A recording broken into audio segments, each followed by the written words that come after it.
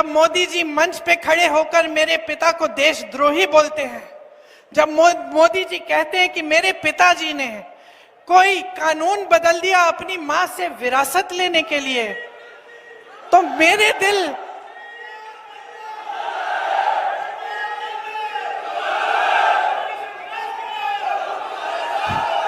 तो मोदी जी इस बात को समझ नहीं पाएंगे कि मेरे पिताजी को विरासत में धन दौलत नहीं मिली, मेरे पिताजी को विरासत में शहादत की भावना मिली।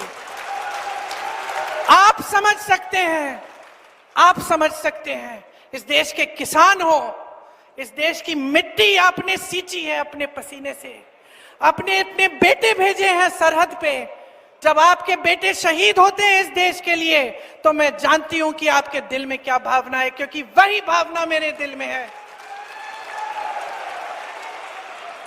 जो पुलवामा के शहीद हैं, जब वो हुआ, पुलवामा का हुआ, उनमें से कुछ परिवार यूपी के थे। उस समय मैं यूपी में थी, मैं गई उनके घर, और ज्यादातर परिवारों में पता है क्या बताया उन्होंने मुझे?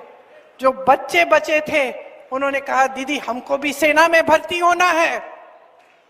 एक लड़की थी, उसका भाई एयरफोर्स में था, उसने कहा दीदी मैं पायलट बनूंगी, मैं एयरफोर्स में भर्ती होंगी। यही है शहादत की भावना। ये भावना मोदी जी नहीं समझ सकते।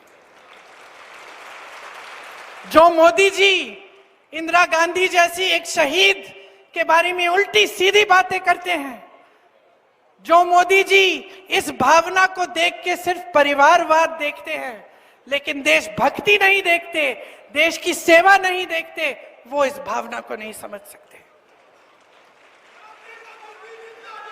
मैं आपको ये कहने आई हूं, मैं आपको ये कहने आई हूं कि हमें देशद्रोही कहें, हमें घर से निकाल दें, मेरे भाई को संसद से निकाल दिया, हम पे केस डाले, मेरे भाई पे इतने केस डाल दिए कि कभी इधर कभी उधर, कभी गुजरात में कभी बिहार में वो जाता है कचहरी, जाएगा, कुछ भी कर ले, मार डाले, लेकिन ये भावना हमारे दिल से कोई नहीं निकाल सकता।